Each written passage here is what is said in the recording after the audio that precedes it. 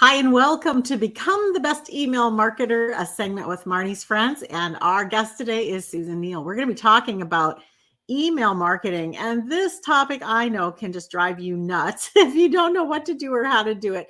So, Susan is a great person to share insights with us about this. And she's going to be talking about the who, what, and the how, the best opt in gifts, and even gift titles and URLs, and how to do all that. Email automation, evergreen content, subject lines, open rates. And we can't obviously go deep into any of this, but we are going to give you enough to kind of get your head around it and start going. So our guest today is Susan Neal. She's an RN MBA who desires to help others publish their books. Her bestseller is 7 Steps to Get Off Sugar and Carbohydrates, and she's the CEO of Christian Indie Publishing Association. You can learn more about her at christianpublishers.net. Also, you can invite her to speak via womenspeakers.com. And at this point, I'm just so excited to welcome you to the platform with me here. Susan, welcome aboard. Thanks so much for having me, Marnie. I'm excited to be here. Well, it's great to have you. And you have so much experience with marketing. And it is a topic that can just really knock the stuffings out of a new author or someone who's trying to market and they just get discouraged and they want to just give up or just stick with one thing that maybe isn't working, but they just want to hang in there and hope it's going to work over time. So what would be a word that you could give to a brand new author or marketer to encourage them to hang in there? There's hope. There is hope, and the hope is the value that you can give your reader, your customer, and the things that have happened in your life and the knowledge and experience that you have that you can give to them that could help them so much. So this is all about you serving. And if you think of it like that, it's not about Beautiful. me and buy my whatever. Oh no, it's how can I serve you? Right. And what a beautiful place to start this conversation. Because I remember after my first book came out way back in 1996, and I've got 14 now, but way back then, and I was on a radio show, and the interviewer asked me, he said, "So, Marnie, what will it take for you to feel like this first book is a success?" And I said, wow, from my perspective, it's a success right now because it took 4 years to just get this all down on paper, to get it written, to get it published, to get it into a way that people who need it can access it. And that's Right. actually just what we're talking about. You did all this work to make a product or make a book or whatever it is. And now's the time when people can access it in order to get at whatever it was you were trying to share from the first place. Right, right. And you know, we have ministry at heart for how we can Right. help and serve others. Right. Yeah, for sure. Mhm. Let's tap into the who, what, and how. Okay. So, who is your audience? How what does your audience want to achieve? And how can you help them? Mm, So let me give you an example of this in a title. So I'm like the healthy living lady. So here it is: The Dieter's Guide to Losing Weight. Who is the dieter? The how they're going to do it is the guide. And what are they going to do? Lose weight. yeah. So you have to define and know your audience. And especially with email marketing, you want to create an opt in gift and you want to create a subscriber journey. So let's start with the subscriber journey. It's as if you are sitting down in your living room. And I have so much knowledge and I just could pour it out. Right. And this person is telling me their struggles and what's going on. And I can just tell them this and this and this. And so, what we need to think of is how can we create a beautiful Right. subscriber journey of serving our reader through each of our short, succinct emails. And Mm. in them, we can send them to our blog where instead of 250 words for our email, we're looking at 1,000 words that's in our blog or a podcast interview that we've had. Mhm. So that's the concept of what you want to do. Mm. That is just so beautiful. And it's so easy to just narrow it down to the who, the what, and the how. So you started to talk about opt-in gifts, gift titles, and URLs is next.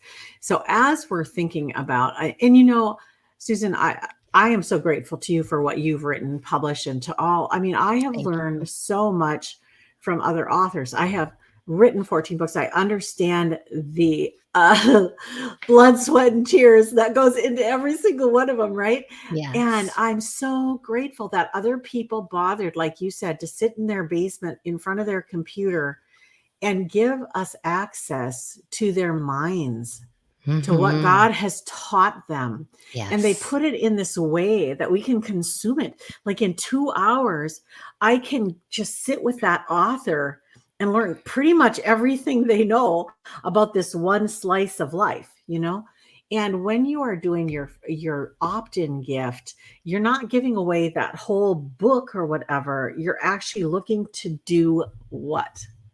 You just it's almost like a contract. It's like, I'm going to give you this if you give me your email.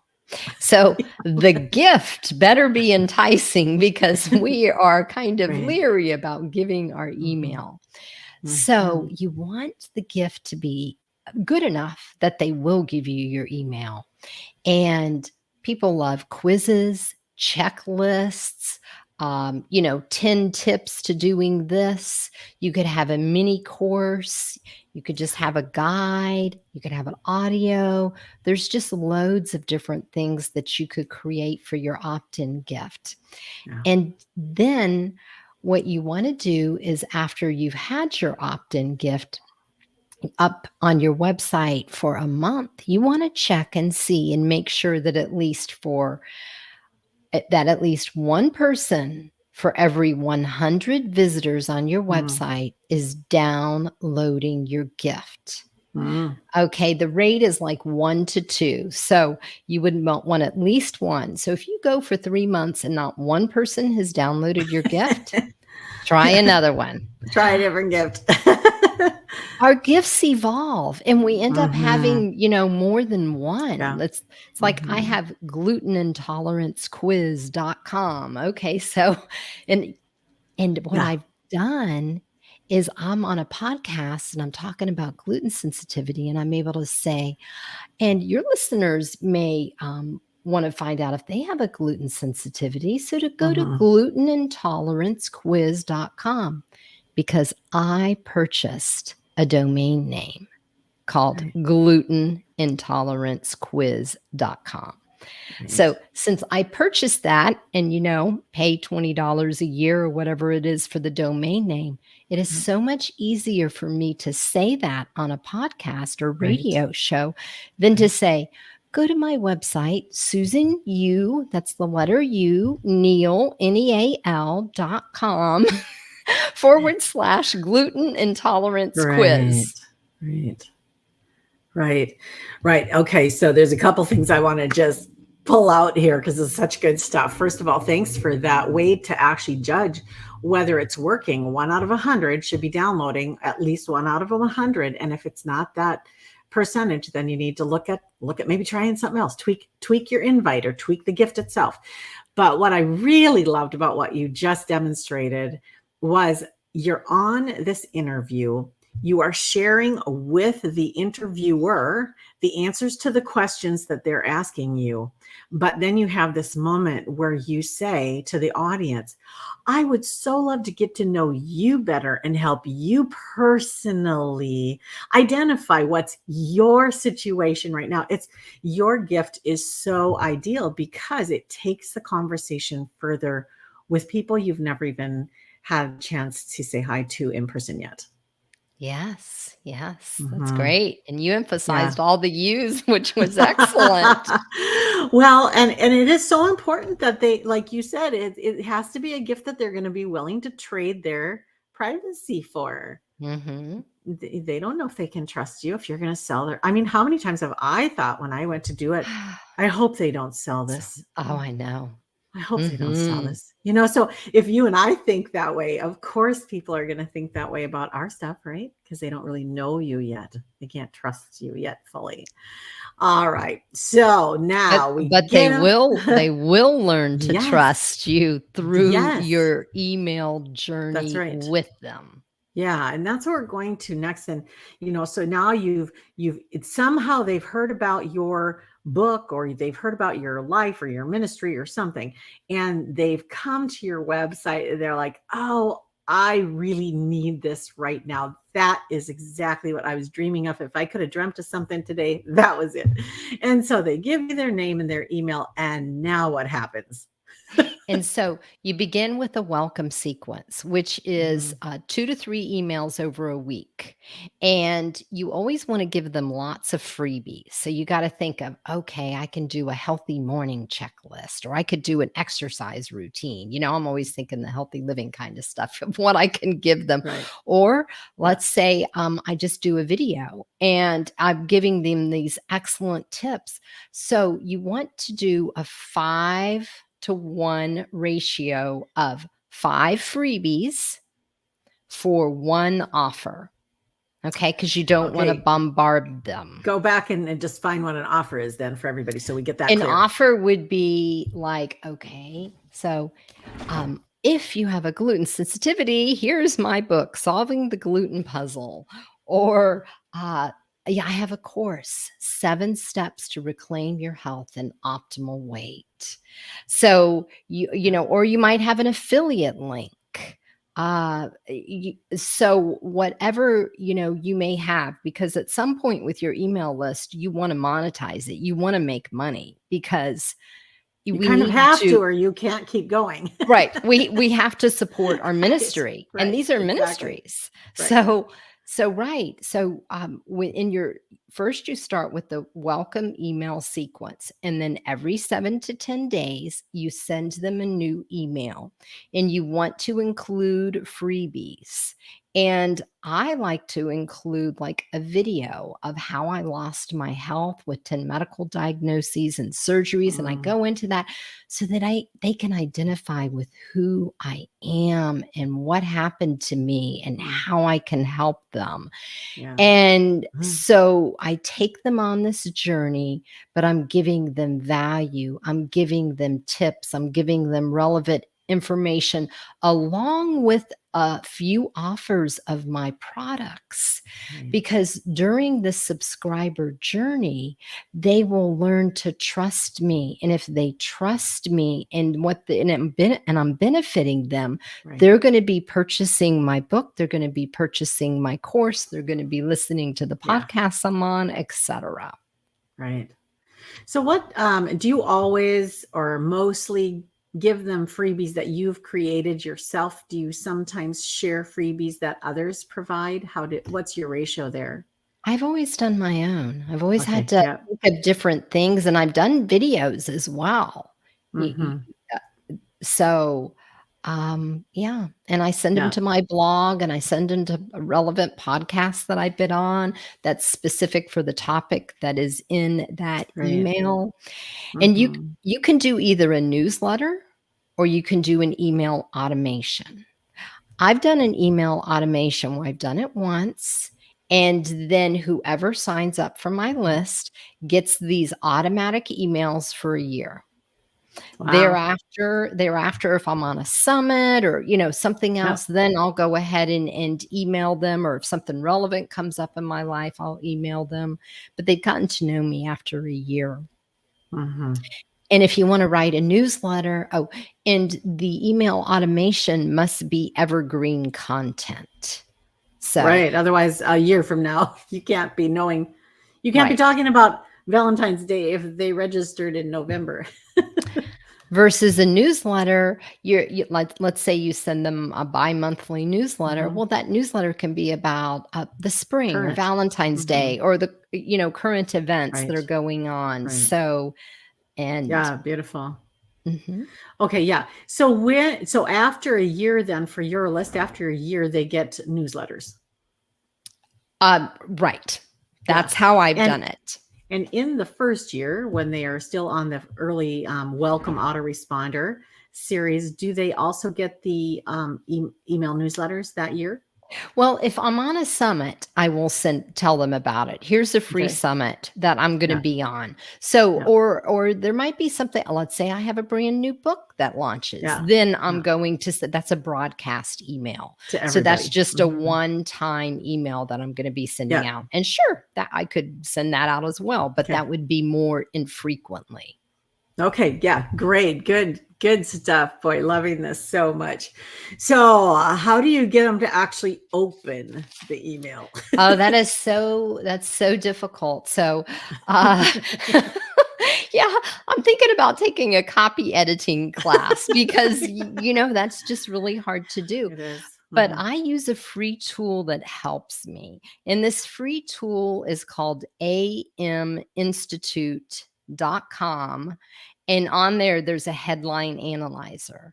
I put my Mm, book titles in there, my blog titles in there, and the subject line titles because it gives you a score based on the emotional value that somebody nice. feels Ah, from nice. that. Nice.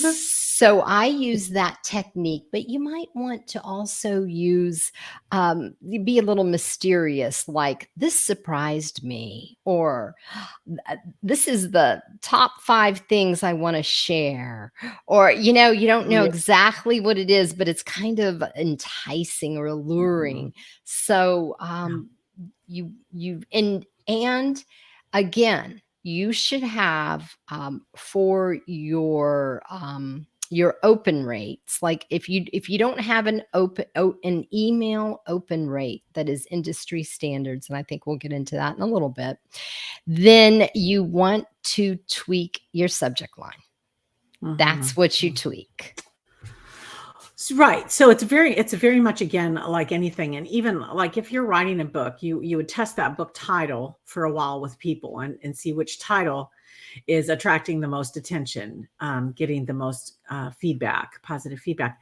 It's and testing. I don't know about you, Suzanne, but testing for me is like my bugaboo. I do not like testing. I don't have any patience for it. I actually have to hire that out because it's just not in my wheelhouse to do it. I have no patience. Right, right. Yeah, I'm not the best at copy editing. That's probably going to be my next class I take. But I Yeah. do use that aminstitute.com, and that helps a Mhm. lot. Mhm. I Yeah, bring my and score up from 20 up to 70. wow, So, yeah, yeah, yeah. Yeah, and you can, I think one of the things that I've just been so amazed by is the testing, the power of the testing, because you think you have a great title, you think you have a great subject line, you think you have a great freebie title, and you find that if you just tweak it a little bit, it just does so much better. And it just takes a lot of, you have to be able to be patient and do tests, trial and errors, watch the statistics and do that. And like I say, for me, I just have to have somebody help me with that because I can't. I don't have the patience for it or the aptitude for it, but it does really help to do that. And until then, just do the best you can, and even split test your email. Give half of your email list this subject title and half of them this subject title. Just change only one thing at a time, though. That's the key. You can't change both the subject title and the freebie title and try to guess what's working because you won't be able to tell. But if you just change one thing at a time, you'll be able to track and actually make some headway with that. So let's come back now to open rates. And first of all, what are you referring to there? Just define that for us and then give us some tips. so that's the percentage of people on your email list who open your emails. So industry standard of a normal open email rate is 21.5%. So if you have over 25%, you're doing really well. If you Yeah. have over 30%, that's excellent. If you have Mm. over 35%, that's outstanding. If Hmm. you have under 20%, you want to tweak your subject line. Okay. Good. Good. Good. Good. Good. And And then, all the different email marketing service providers provide you with open rates for every single one of your emails right. and also your opt-in gift. Yeah. And the click-through rate is so important also to pay attention. It's one thing to get somebody to open it, and it's another thing to get them to take action on it. And so those are the two kind of, once you're into that email system, those are the two things that really are going to help you to see if it's working. And I really believe, and I know, Susan, that you do this for ministry as well. You're not doing it for a numbers game. It isn't a numbers game. But the reason we pay attention to numbers at all is because every soul does count as one soul. It is their souls. And I love, um, you know, the in the emergency realm of things, how many souls? That's how they say it. We lost 18 souls, or there were 250 souls on deck, like that. And I think of that with numbers. I think every number represents a soul, and not because they're a number, but because they actually are a human being created in God's image, put on planet Earth for his glory. And our heart is to get that message out to as many people as possible. I want to wing back around to where you started, because it's so important for us to recognize what God has called us particularly to do. I mostly work with Christian women speakers. You mostly work with writers, Christian writers, right? And those are very similar, and yet they're so very different. And if you and I got confused about who we were here to serve in that way, not that we can't serve everybody, but really you do need to focus down on what God has called you to do, in particular, who you're reaching out to. Would you give us just kind of some input on that? Yes, and having that ideal reader in mind when you're writing your Mhm. book or when Yeah, you are speaking at, a right. women's event or wherever. And what I Mhm. do is I like visualize that person that I'm talking to Yeah, or that I'm writing to. And absolutely. they're my friend and I know them and I know their struggles and I can address them. Right. So Right. And I think I loved how you put it first. I'm going to just paraphrase it the Marnie way. It's like, and I've got good news for you. There's hope here. You don't have to stay stuck. You don't have to stay where you find yourself today. And I am here. God sent me here in this moment to help you, show you the next step, of the journey, to at least explain to you some of the possibilities and let you choose what next step is for you. The confidence that God has called you to write this book or give this talk or do this project or start this ministry or whatever it is, the confidence there is what gives us the freedom to actually communicate directly to the heart of the people for who God had us write it or say it. that's so true because we've experienced it. Right. We've had our Mhm. trials. I mean, Yeah. that the Romans 8:28, that's what comes forth is through Right. our issues, Right. our problems, and now we want to Yeah. help others as Right. we have Yeah. overcome. Yeah, absolutely. Absolutely. There's a quote that's coming to mind right now. The only time you should look down on anyone is when you're giving them a hand up.